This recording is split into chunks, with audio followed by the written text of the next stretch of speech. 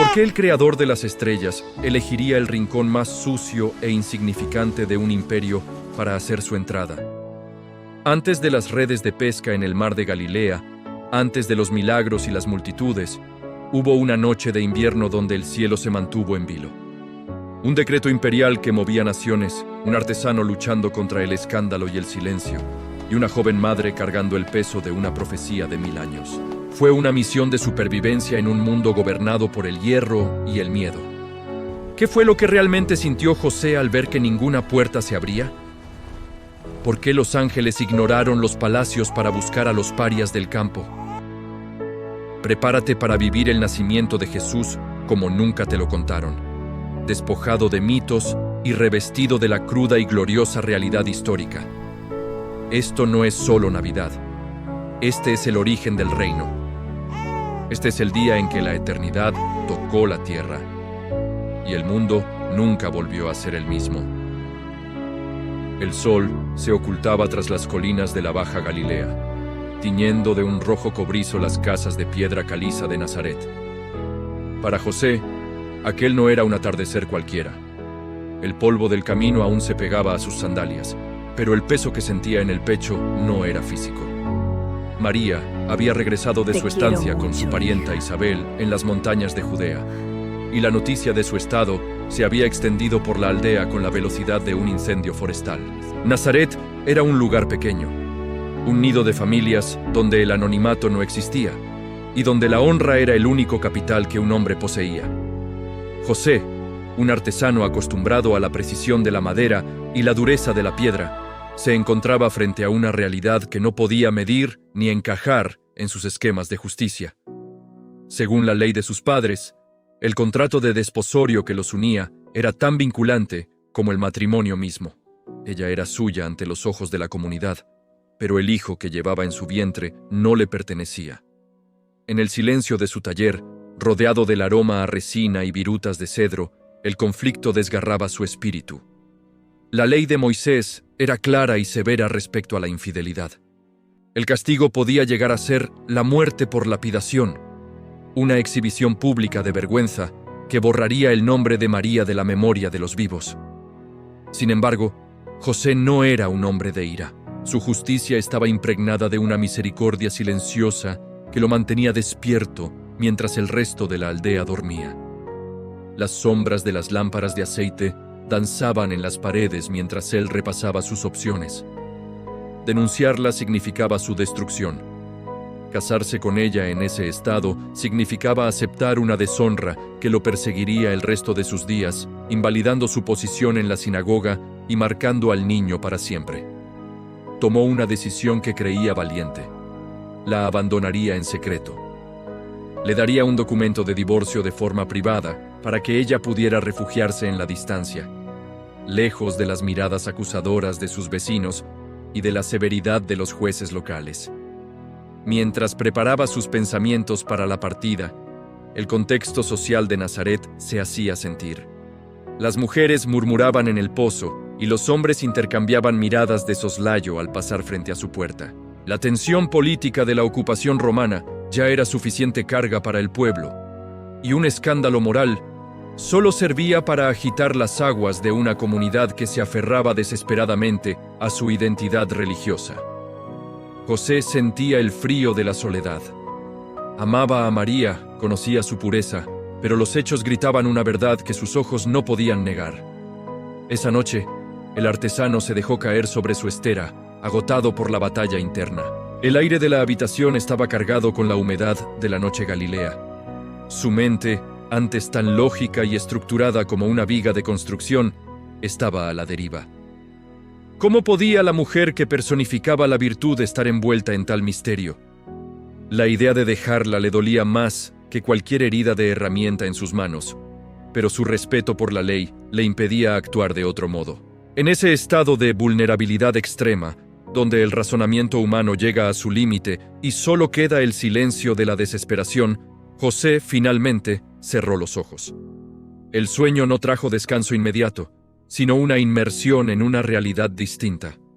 En la penumbra de su descanso, el entorno físico de su habitación pareció desvanecerse para dar paso a una presencia que no pertenecía al mundo material. No era una alucinación de un hombre cansado, sino una intrusión de lo divino en lo cotidiano. Una voz, con la autoridad de quien ha visto el principio de los tiempos, pronunció su nombre, recordándole su linaje, su propósito y el origen de aquello que tanto lo atormentaba. La explicación no era humana, y la demanda que se le hacía requería una fe que iba más allá de la reputación o la seguridad personal. Al despertar, el sudor frío de su frente se mezclaba con una claridad que nunca antes había experimentado. El conflicto no había desaparecido, pero su naturaleza había cambiado por completo. Ya no se trataba de su honra o de un escándalo de aldea. Se trataba de un plan que se gestaba desde la fundación del mundo. José se levantó, miró sus manos curtidas por el trabajo y comprendió que su labor más importante no sería tallar madera, sino proteger lo que el cielo había depositado en la tierra. Pero mientras José tomaba la mano de María frente a los ojos incrédulos de Nazaret, aceptando la carga del juicio social, un rumor empezó a recorrer las calzadas romanas desde la lejana Italia. El destino de la pareja estaba a punto de ser arrancado de la paz de su hogar.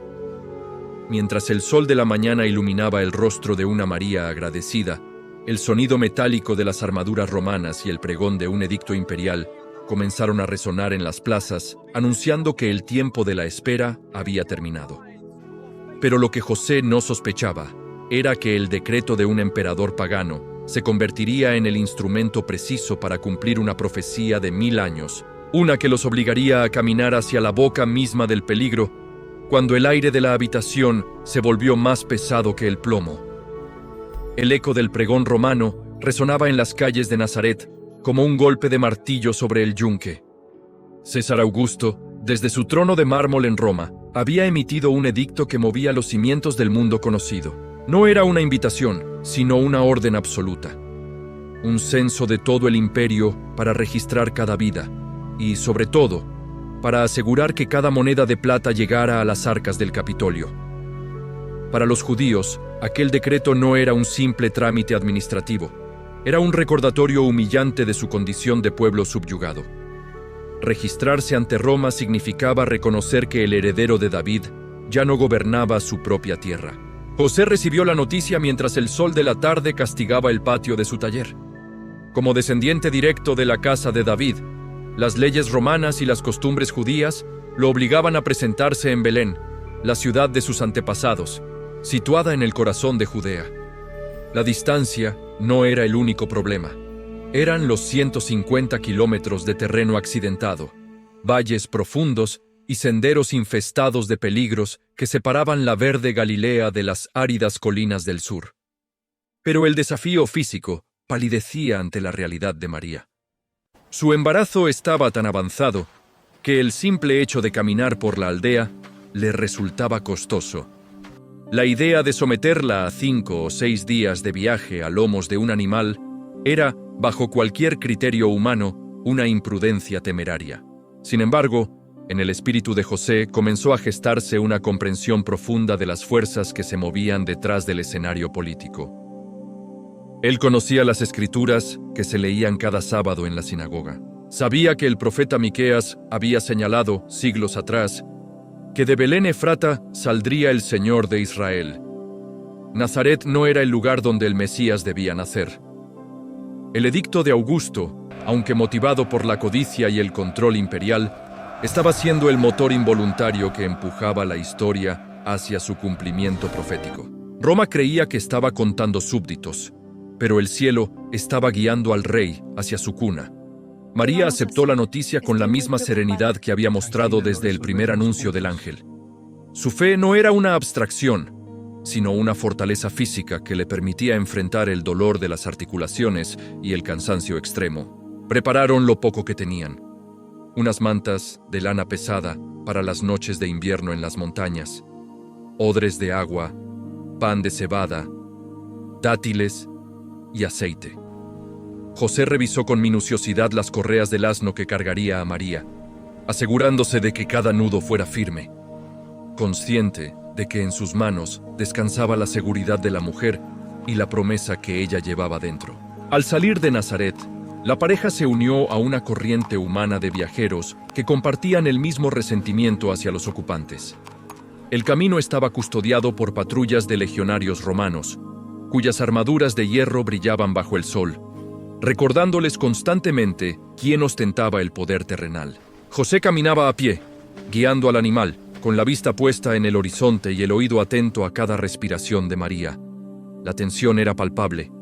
Cada grupo de viajeros que encontraban era una mezcla de familias angustiadas y hombres que susurraban sobre la libertad de Israel, mientras pagaban sus impuestos con lágrimas.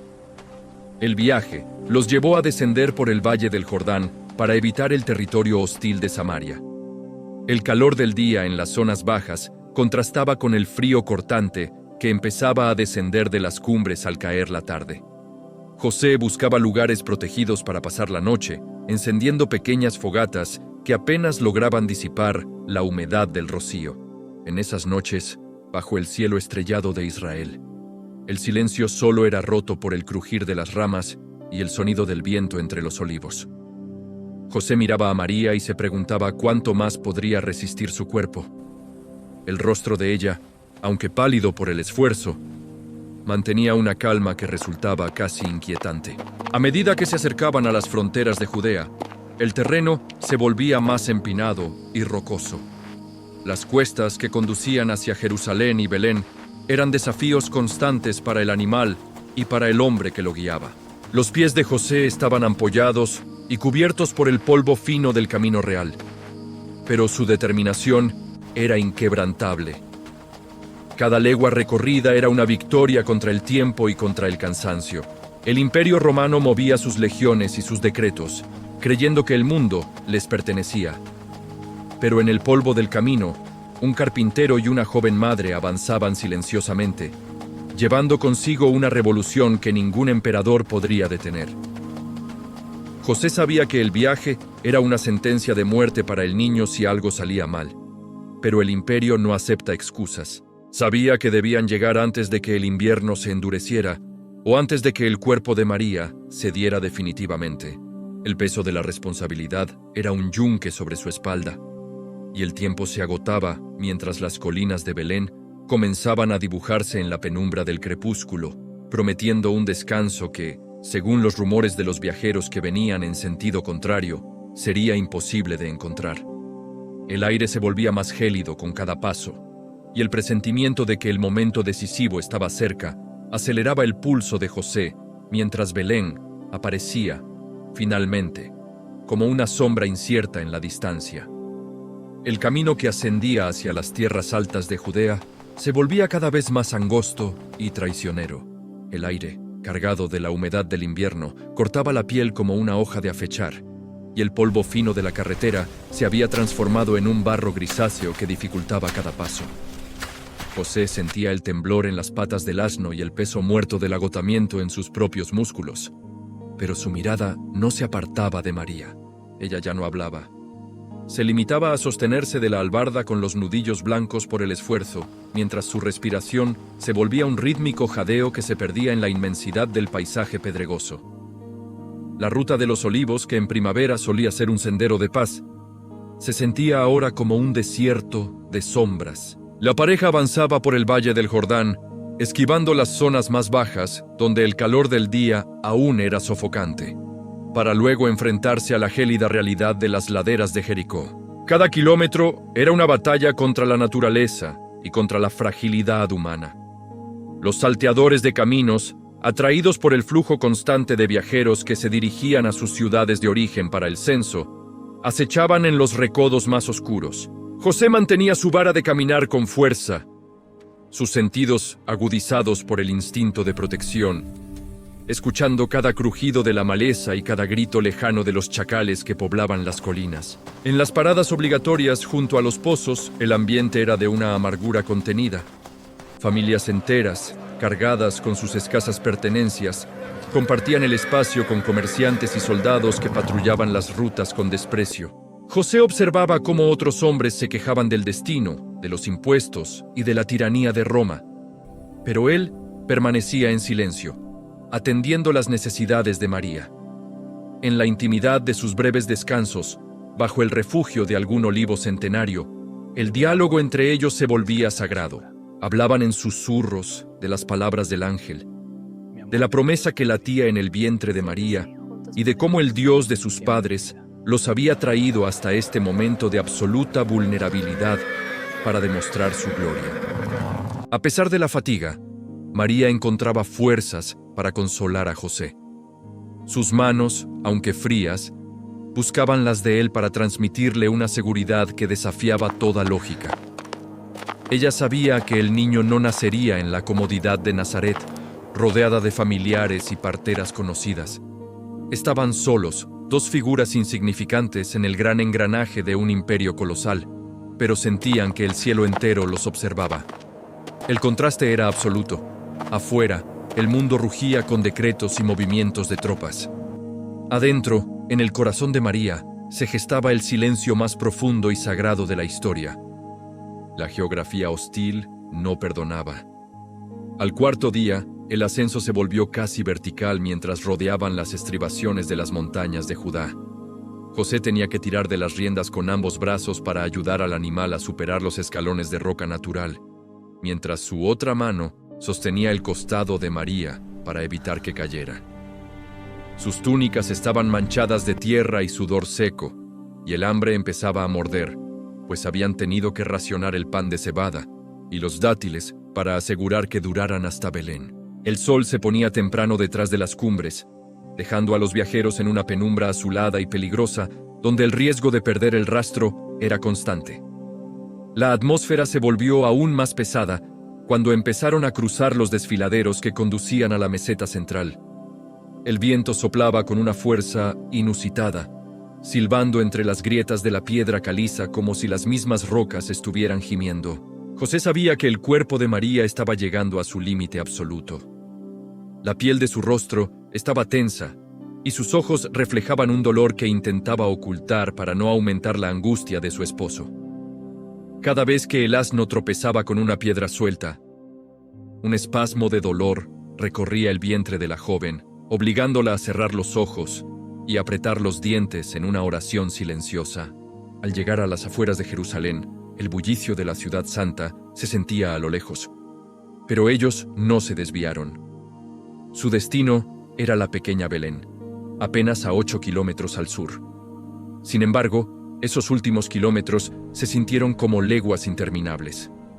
La luz del quinto día empezaba a declinar cuando las primeras luces de las casas de Belén aparecieron en lo alto de la colina. José sintió un alivio momentáneo que pronto se transformó en una nueva preocupación. La ciudad estaba desbordada. El movimiento de personas era tal que el polvo levantado por la multitud formaba una neblina densa sobre las puertas de la entrada. José aceleró el paso lo más que pudo, sintiendo el calor de la mano de María sobre su hombro. El tiempo ya no era un concepto abstracto. Era una cuenta atrás que retumbaba en su cabeza con cada latido del corazón. Habían sobrevivido al camino, a los bandidos y al frío. Pero el mayor desafío aún no se había presentado. Al tercer día, un dolor agudo cruzó el vientre de María. No estaban cerca de ninguna ciudad, y la noche empezaba a caer, pero lo que José vio en los ojos de ella al llegar a la entrada de Belén lo dejó paralizado. Las contracciones ya no eran avisos lejanos, eran una marea imparable que exigía un lugar que la ciudad parecía no estar dispuesta a dar. Belén no era la ciudad de paz que José había imaginado en sus oraciones durante el camino. Al cruzar el arco de entrada, se toparon con un muro de caos. El edicto de César había convertido la pequeña aldea en un hormiguero humano, donde el aire era espeso, cargado del olor a sudor de bestias, humo de hogueras y la desesperación de cientos de viajeros que, como ellos, buscaban refugio. Las calles estrechas estaban bloqueadas por carretas, mercaderes que aprovechaban la multitud y soldados que gritaban órdenes en latín para despejar el paso. Cada rincón, cada soportal y cada pedazo de suelo bajo los techos de paja estaba ya reclamado por alguien más fuerte o más rápido. José guiaba al asno con una mano firme pero temblorosa por la urgencia. se dirigió primero al Cataluma, la habitación de invitados que las familias locales solían tener para recibir a sus parientes. Pero Belén estaba asfixiada.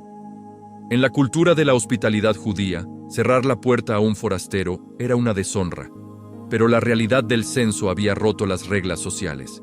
No era malicia lo que encontraban, sino una indiferencia sorda nacida de la escasez. Los dueños de las casas, desbordados por sus propios parientes llegados de lejos, se encogían de hombros desde los umbrales. No había espacio ni para un suspiro. La búsqueda se volvió un descenso a la angustia. José corría de puerta en puerta, sus manos golpeando la madera y la piedra con una fuerza que nacía del miedo. «Mi esposa está de parto», suplicaba con la voz quebrada, pero la respuesta era siempre la misma. Un gesto hacia la calle saturada o el silencio de una puerta que se cerraba. La ciudad de David, la ciudad que debía recibir a su heredero, se había vuelto un laberinto de muros ciegos. El contraste era brutal. Mientras los escribas en los niveles superiores discutían las leyes de Dios, el Dios de las leyes buscaba un lugar para nacer entre los hombres y no encontraba nada más que rechazo. María, sobre el animal, sentía que el mundo se desvanecía en oleadas de dolor.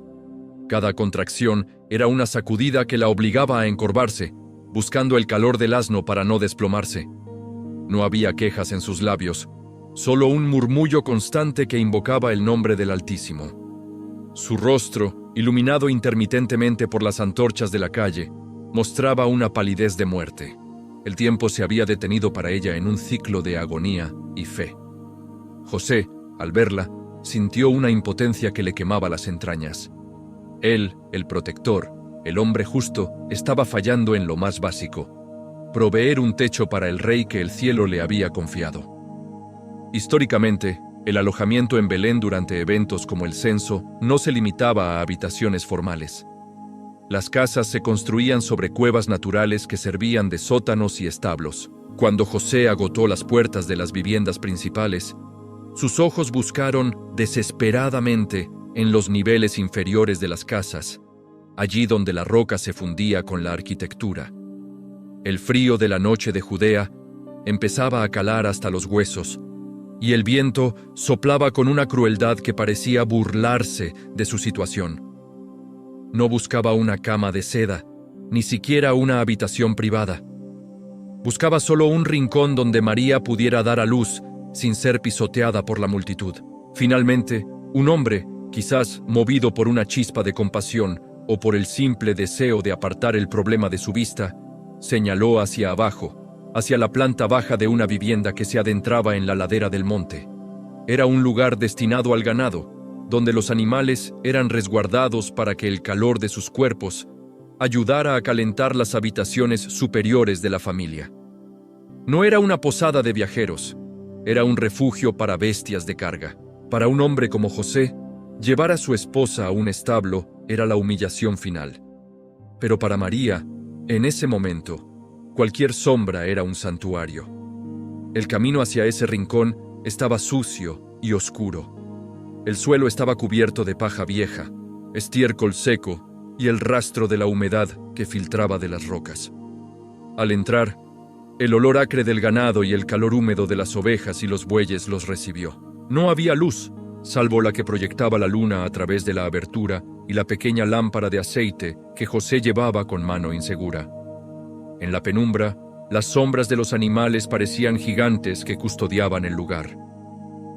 José ayudó a María a bajar del asno. Sus movimientos eran lentos y cargados de una ternura desesperada, mientras preparaba un lecho con la poca paja limpia que pudo encontrar.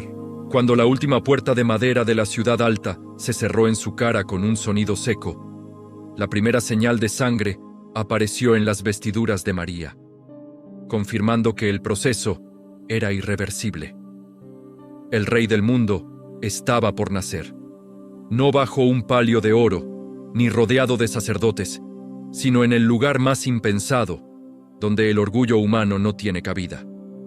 José se arrodilló al lado de María en el suelo frío, sintiendo que el velo entre lo terrenal y lo divino se volvía tan delgado que podía romperse en cualquier momento. El mundo seguía su curso ruidoso y ciego allá afuera. sin saber que en el silencio de esa cueva, el pulso de la creación estaba a punto de cambiar para siempre. El aire dentro de la cueva era denso, impregnado de una calidez animal que contrastaba con el frío cortante que azotaba el exterior de las colinas de Belén. José había logrado limpiar un pequeño espacio sobre la piedra caliza, amontonando paja fresca y extendiendo su propio manto para que María tuviera algo de consuelo. No había parteras, ni lámparas de oro, ni el consuelo de los parientes. Solo el rítmico respirar de un buey en el rincón y el sonido del viento filtrándose por las grietas de la roca. En esa soledad absoluta, el tiempo pareció contraerse. José, con las manos curtidas por el trabajo duro, sostenía las de María, sintiendo en cada uno de sus espasmos el peso de un destino que superaba toda lógica humana. María se encontraba en el umbral de dos mundos.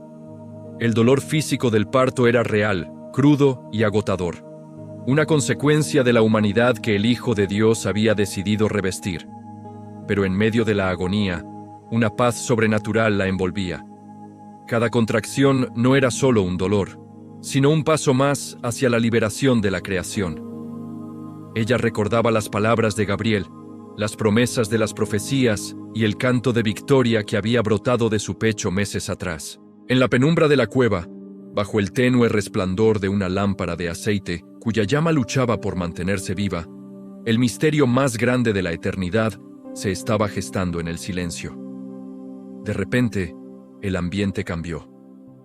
No fue un estruendo, sino una quietud tan profunda que parecía que el universo entero contenía la respiración. Los animales en el establo, antes inquietos por la presencia de extraños, se quedaron inmóviles, como si reconocieran a su creador. En ese instante, la luz de la luna que entraba por la abertura de la cueva pareció intensificarse, bañando la piedra gris en un tono plateado. Con un último esfuerzo, el velo entre lo visible y lo invisible se rasgó, y el llanto de un recién nacido rompió el silencio de la noche de Judea. Era un sonido pequeño, frágil, el llanto de un bebé que necesitaba el calor de una madre, pero que al mismo tiempo cargaba en sus pulmones el aliento de la vida de todos los hombres. José, con el corazón acelerado, recibió al niño. Sus manos, acostumbradas a la dureza de la madera, nunca habían tocado algo tan delicado.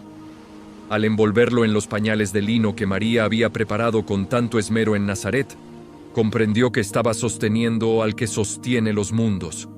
No había cuna de marfil. El único lugar seguro era el pesebre, el cajón de piedra donde comían los animales, que José había limpiado y rellenado con paja suave. Al colocarlo allí, la imagen era de un contraste estremecedor. El Rey de los cielos descansaba sobre la roca áspera de la tierra, en un lugar de servicio y humildad, revelando que su reino no vendría con la fuerza de las legiones, sino con la vulnerabilidad del amor. Históricamente, el pesebre no era un mueble de madera como se representa a menudo, sino una estructura excavada directamente en la roca de la cueva, fría y dura. El uso de los pañales también tenía un significado profundo. Era la práctica de envolver firmemente a los recién nacidos para darles seguridad y mantener sus miembros rectos, un símbolo de la limitación voluntaria que la divinidad había aceptado al hacerse carne. En ese rincón oscuro de Belén, el Verbo se hizo carne. No fue un concepto teológico, fue una realidad de piel, sangre y llanto en medio de la pobreza más extrema. La luz de la estrella que empezaba a posicionarse sobre el lugar no iluminaba un palacio, sino un refugio de parias. María, exhausta pero radiante, contemplaba a su hijo. En sus ojos se reflejaba la comprensión de que aquel bebé no era suyo, sino del mundo. Al acercar su rostro al del niño, sintió el calor de su respiración, una señal inequívoca de que Dios se había vuelto vulnerable, capaz de sentir hambre, frío y dolor. José se arrodilló a su lado, y por un momento, el establo se convirtió en el lugar más sagrado de la tierra, un templo sin columnas, donde la única adoración era el silencio y el asombro. La noche afuera seguía siendo oscura para los habitantes de Belén, que dormían ignorando que el rey David tenía un heredero entre ellos, pero para la pareja, el sol de la justicia ya había salido. El contraste era absoluto. A pocos kilómetros de allí, en Jerusalén, los guardias del templo vigilaban y los escribas dormían junto a sus rollos de la ley, buscando la llegada del Mesías en nubes de gloria, mientras el Mesías descansaba sobre la paja de un animal. La soberbia humana había cerrado las puertas, pero la humildad divina había encontrado una entrada por la puerta de servicio. José miraba el rostro del niño y luego el de María, sintiendo que su pequeña familia era ahora el centro de una guerra espiritual que apenas comenzaba a manifestarse. En ese instante, un silencio sobrenatural cubrió la tierra, una pausa en el tiempo donde el cielo y la tierra se besaron. Pero mientras en el establo reinaba la paz de lo sagrado, en las colinas cercanas algo estaba a punto de romper el cielo. El velo que separaba las dimensiones se estaba desgarrando sobre los campos de pastoreo, donde hombres curtidos por el desprecio social estaban a punto de presenciar lo que los reyes y sabios solo habían podido soñar. Pues la gloria que había nacido en la cueva no podía quedar contenida por mucho tiempo entre las sombras de la piedra. En las laderas escarpadas que rodeaban Belén, el mundo se movía a un ritmo distinto. Mientras la ciudad bullía con el caos del censo, los campos pertenecían a los hombres de la noche. Los pastores de Judea no eran las figuras idílicas de las leyendas posteriores. Eran hombres endurecidos, de piel curtida por el sol y el viento, cuyas vestiduras olían a lana cruda, humo de fogata y tierra. En la jerarquía social de la época, eran considerados parias. Su oficio los mantenía en un estado constante de impureza ritual que les impedía participar plenamente en la vida del templo, y su testimonio era rechazado en los tribunales. Eran los olvidados, los que vivían en las márgenes, encargados de cuidar a las ovejas que, irónicamente, muchas veces estaban destinadas a los sacrificios en Jerusalén. Esa noche, el cielo sobre el campo de los pastores era una bóveda de un negro profundo, salpicada por la frialdad de las estrellas. Los hombres se turnaban para vigilar contra los lobos y los chacales, sentados alrededor de pequeñas hogueras que apenas lograban calentar sus manos callosas. El silencio era la norma de su existencia, un silencio que solo era roto por el balido ocasional de un cordero o el crujir de la leña. No esperaban nada de la noche, salvo que pasara sin incidentes. Sin embargo, la atmósfera comenzó a cargarse de una electricidad invisible. El aire, antes gélido, pareció vibrar con una frecuencia que no pertenecía a este mundo. De repente, la oscuridad fue devorada por una luz que no procedía de la luna ni de las hogueras. Era una gloria blanca, incandescente, que emanaba de una presencia que se materializó frente a ellos. La Biblia registra que el temor se apoderó de ellos, y no era para menos. Para un pastor del siglo I, la aparición de lo divino no era un consuelo, era un juicio. Sus cuerpos se postraron en el polvo, cubriéndose los ojos ante la magnitud de una criatura que irradiaba la santidad de Dios. Pero la voz que rompió el terror no traía condenación, sino la noticia que el pueblo de Israel había esperado durante 400 años de silencio profético. El mensaje fue específico y cargado de un simbolismo que solo hombres de campo podrían entender profundamente. El ángel no les habló de un conquistador montado en un caballo blanco que destruiría a las legiones romanas, sino de un niño, envuelto en pañales, acostado en un pesebre. Para los pastores, el pesebre era un objeto cotidiano, un lugar de alimento y refugio para sus propios animales. Que el Salvador del mundo estuviera allí era una señal de que Dios no los estaba llamando desde un trono lejano, sino desde su propia realidad de pobreza y desprecio. En ese momento, la soledad del campo se transformó en un anfiteatro celestial cuando una multitud de huestes angélicas estalló en un himno de victoria que hizo temblar las rocas de Belén. Cuando la luz se retiró y la noche volvió a su oscuridad natural, los pastores se quedaron en un silencio aturdido. Sus corazones, antes endurecidos por la supervivencia, latían con una urgencia nueva. No hubo debate, ni duda. «Vamos, pues, hasta Belén», se dijeron unos a otros. Abandonaron la seguridad de sus rebaños, algo impensable para un pastor responsable, y corrieron hacia la aldea guiados por una estrella que parecía pulsar con el ritmo del corazón de Dios. Al llegar, encontraron la cueva. Allí, entre las sombras y el olor a ganado, vieron exactamente lo que el ángel les había descrito: una pareja joven y agotada, y un bebé descansando sobre la piedra del pesebre. El encuentro fue un choque de realidades. Los pastores, los hombres cuyo testimonio no valía nada ante los hombres, fueron los elegidos para ser los primeros testigos oficiales del Rey de Reyes. Al contarle a José y María lo que habían visto y oído en el campo, validaron la misión de la pareja. José, que había luchado con la duda y la angustia, y María, que guardaba todas estas cosas en su corazón, vieron en los ojos de esos hombres rudos la confirmación de que el cielo no los había abandonado en el establo. Los pastores no llevaron oro, llevaron su asombro y su fe, y al salir de la cueva, no pudieron contener el secreto. Sus voces empezaron a despertar a la Belén dormida, anunciando que la esperanza había nacido en el lugar más oscuro.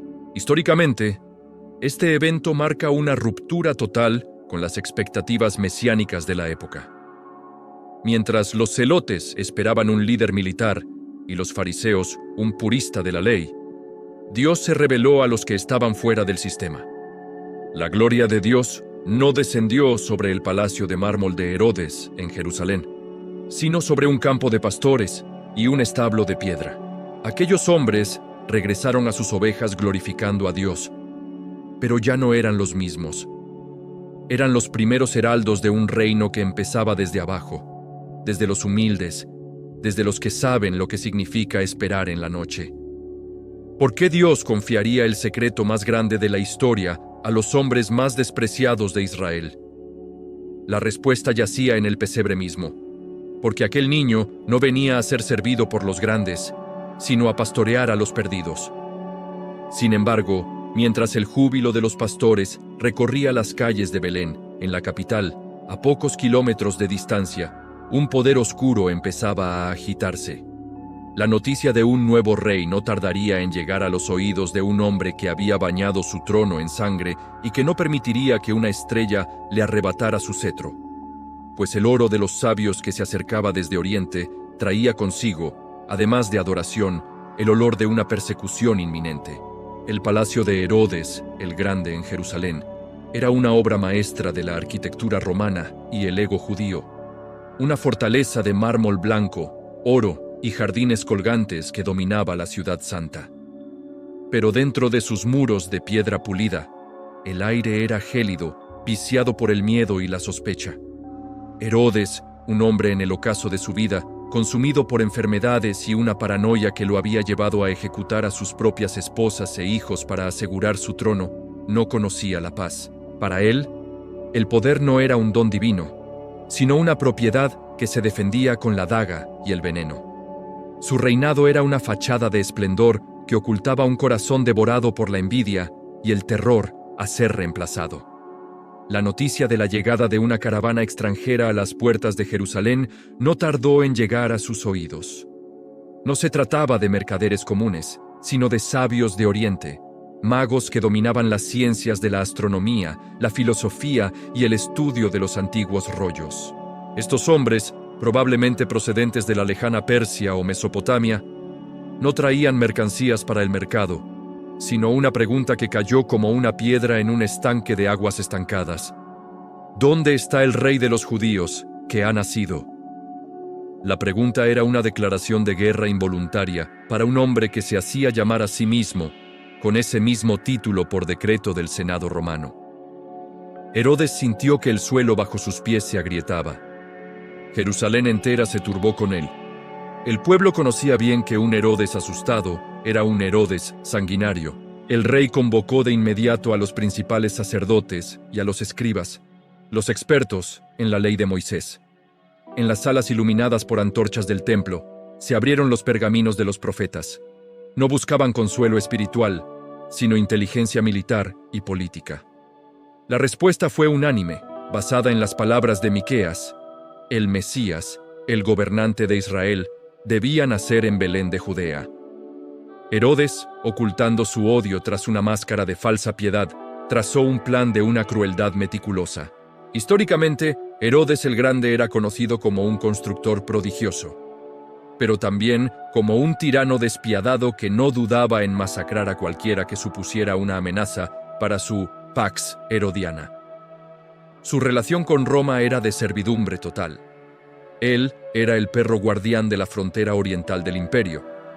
Un nuevo rey de los judíos no solo amenazaba su trono personal, sino que podía desencadenar una revuelta mesiánica que traería la ira de las legiones de Augusto sobre su cabeza. Por ello, llamó a los magos en secreto. En la penumbra de sus aposentos privados, los interrogó sobre el tiempo exacto en que había aparecido la estrella, pretendiendo que él también deseaba ir a adorar al niño. Mientras tanto, en Belén, la atmósfera de pobreza del establo comenzaba a mezclarse con el perfume de lo exótico. La estrella, ese fenómeno celeste que los sabios habían seguido por meses a través de desiertos y montañas, se detuvo sobre el lugar donde estaba el niño. Para los magos, la astronomía era el lenguaje en el que Dios escribía sus propósitos en el lienzo del cielo. Ver la estrella detenerse era la confirmación de que sus cálculos, basados quizás en las antiguas profecías que Daniel había dejado en Babilonia siglos atrás, eran correctos. El universo mismo estaba señalando un punto insignificante en el mapa como el centro de la historia. El contraste visual que debemos imaginar es estremecedor. Por un lado, el oro frío y ensangrentado del palacio de Herodes, donde la religión se usaba como una herramienta de control. Por otro, el resplandor de una estrella que guiaba a los buscadores de la verdad hacia una casa humilde. Los magos, representantes de la sabiduría y la riqueza de las naciones gentiles, se preparaban para entrar en el escenario de la historia judía, rompiendo las barreras raciales y religiosas para postrarse ante un niño que no tenía más que el amor de sus padres y la paja de un pesebre. Herodes, al despedirlos, se quedó solo en su salón de trono. Su mente, retorcida por décadas de intrigas, ya estaba calculando el radio de acción de sus soldados. Si el niño tenía menos de 2 años, la solución era simple: una limpieza quirúrgica en la aldea de Belén. Para él, la vida de unos pocos campesinos no era nada comparado con la estabilidad de su corona. La sombra de la muerte empezó a alargarse desde Jerusalén hacia el sur, moviéndose como un veneno silencioso que buscaba extinguir la luz antes de que ésta pudiera crecer. Herodes sonrió a los sabios mientras estos partían, pero sus dedos apretaban el pomo de su daga con una fuerza que hacía palidecer sus nudillos. El plan para el niño ya estaba en marcha, y la maquinaria de guerra más eficiente del mundo antiguo, la voluntad de un tirano respaldada por el acero romano, estaba a punto de volcarse sobre un hogar indefenso. Lo que Herodes no comprendía era que no estaba luchando contra un pretendiente al trono, sino contra el arquitecto de los siglos, y que cada paso que daba para destruir al rey solo servía para apresurar el cumplimiento de un plan que ni siquiera el oro ni la sangre podrían detener. El destino de Belén pendía de un hilo, y el tiempo de la adoración estaba a punto de convertirse en el tiempo de la huida.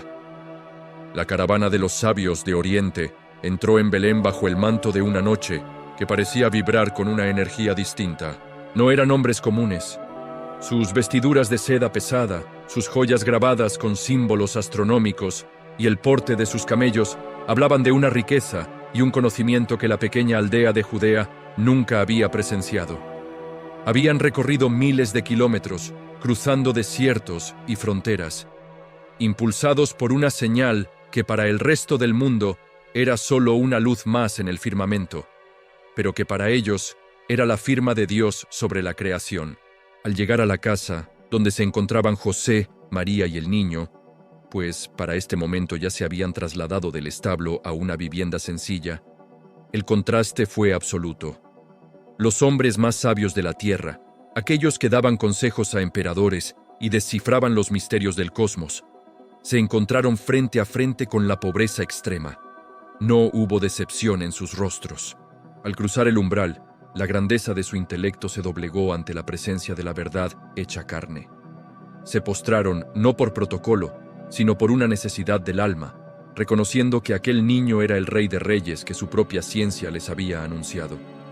Abrieron sus tesoros y el aire de la habitación se transformó.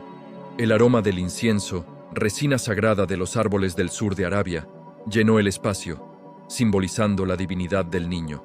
Luego, el brillo del oro, el metal de los soberanos, reconoció su autoridad real. Finalmente, la mirra, una sustancia utilizada para embalsamar y mitigar el dolor, trajo consigo un perfume amargo y profético. Aquel niño nacía para morir por la humanidad. Históricamente, estos dones no eran solo simbólicos. Representaban una fortuna que, en manos de una familia de carpinteros, se convertiría en el sustento necesario para lo que estaba por venir. Dios, a través de los gentiles, estaba proveyendo para la supervivencia de su hijo. La adoración de los magos marcó un punto de inflexión. El Mesías no era solo para Israel, era una luz para todas las naciones. Sin embargo, la comunión sagrada de aquel momento fue interrumpida por una advertencia del cielo. Los sabios, que habían prometido a Herodes regresar a Jerusalén para informarle, fueron avisados en sueños de la verdadera naturaleza del tirano. El velo de la cortesía real se rasgó, revelando el rostro del lobo que esperaba en el palacio, obedeciendo a una autoridad mayor que la de cualquier rey terrenal. Los magos partieron por un camino diferente, desapareciendo entre las sombras de las montañas, dejando tras de sí un rastro de perfume y una advertencia silenciosa. Cuando la caravana se perdió en el horizonte, el silencio volvió a Belén, pero era un silencio cargado de peligro. José, mirando los tesoros que ahora descansaban en su humilde hogar, sintió que la atmósfera se volvía densa. La visita de los sabios había validado la gloria de su hijo, pero también había acelerado el reloj de la persecución. El oro brillaba bajo la lámpara de aceite, pero el olor de la mirra parecía anticipar el sudor frío de la angustia. Mientras los sabios se marchaban por otro camino, un ángel despertó a José con un grito que no resonó en sus oídos, sino en su espíritu. «Levántate, toma al niño y a su madre y huye a Egipto». No había tiempo para empacar, ni para despedidas. En la lejanía, el sonido rítmico de los cascos de los caballos empezaba a golpear el camino de Jerusalén hacia el sur. La muerte venía a caballo, vestida de hierro romano y movida por la paranoia de un rey que prefería ver un desierto de tumbas antes que un trono ocupado por la justicia. El tiempo de la adoración había terminado. El tiempo del exilio acababa de comenzar. La oscuridad de la noche en Belén se volvió asfixiante bajo el peso del aviso celestial. José no cuestionó la voz que resonaba en su alma. La urgencia del ángel era una orden de supervivencia.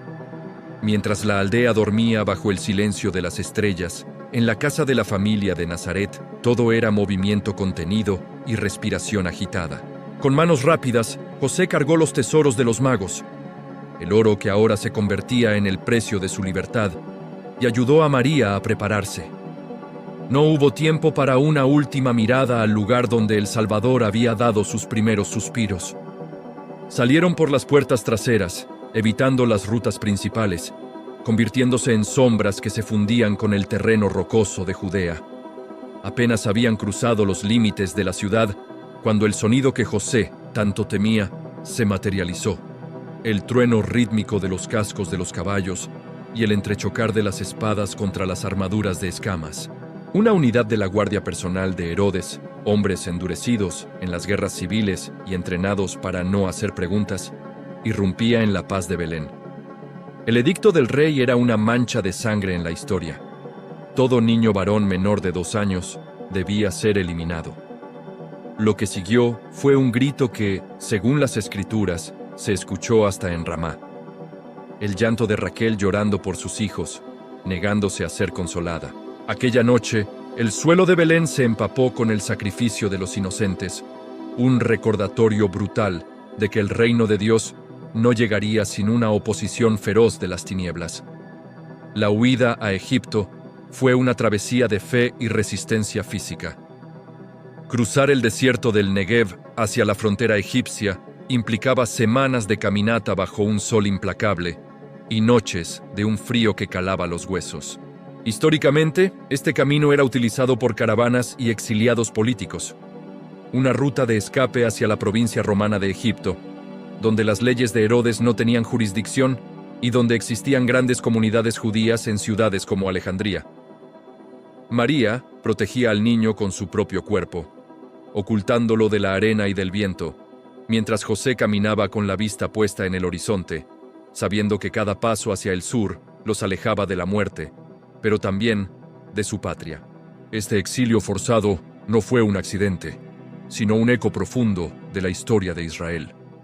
Así como el pueblo de Dios había sido llamado a salir de Egipto en los tiempos de Moisés, el nuevo libertador debía recorrer el mismo camino. El Rey de Reyes no solo nació en la pobreza, sino que ahora vivía como un refugiado, un extranjero en tierra ajena que dependía de la providencia divina y del trabajo manual de su padre terrenal en tierras extrañas. El carácter de Jesús, aquel que los 12 seguirían años después, comenzó a forjarse en la dureza del exilio, en el hambre del desierto y en la soledad de ser un perseguido por la justicia. Finalmente, tras la muerte de Herodes, un final miserable para un hombre que creía haber vencido a Dios, el ángel volvió a hablar. El regreso a Nazaret no fue un triunfo público, sino un retiro estratégico. Se instalaron en una aldea despreciada de Galilea, un lugar tan insignificante que la gente se preguntaría más tarde si algo bueno podría salir de allí. Jesús creció entre el olor a madera y el sonido de las herramientas, guardando en su interior la conciencia de quién era y por qué había venido. El rey ya no era un bebé en un pesebre, era un superviviente, un hombre que conocía el peso del hierro y la fragilidad de la paja. Su círculo de seguidores apenas comenzaba a formarse en el horizonte del tiempo, pero las bases estaban sentadas. La luz había brillado en la oscuridad, y aunque el mundo intentó apagarla con sangre y decretos, la luz prevaleció. El nacimiento en Belén no fue el final de una historia navideña, sino el inicio de una guerra de amor que terminaría por llamar a 12 hombres comunes a cambiar el destino de la humanidad para siempre. El rey que nació en la pobreza del polvo creció para llamar a 12 hombres comunes y encomendarles una misión que aún hoy sigue transformando vidas. Aquel bebé que sobrevivió a la espada de Herodes se convirtió en el maestro que desafió a la muerte misma. Si esta narración te ha permitido ver el nacimiento de Jesús con nuevos ojos, te invitamos a ser parte de nuestra comunidad. Suscríbete a la Saga Bíblica y activa la campana de notificaciones. No querrás perderte los próximos capítulos donde exploraremos, uno a uno, el viaje de fe de los 12 apóstoles en nuestra serie El Círculo del Rey. ¿Cuál de los personajes de esta noche te impactó más? ¿La fe silenciosa de José o el asombro de los pastores? Déjanos tu comentario abajo. Tu apoyo nos ayuda a seguir contando estas historias con la profundidad y el respeto que merecen. Gracias por acompañarnos en este viaje al corazón de la historia. Nos vemos en el próximo episodio de la Saga Bíblica.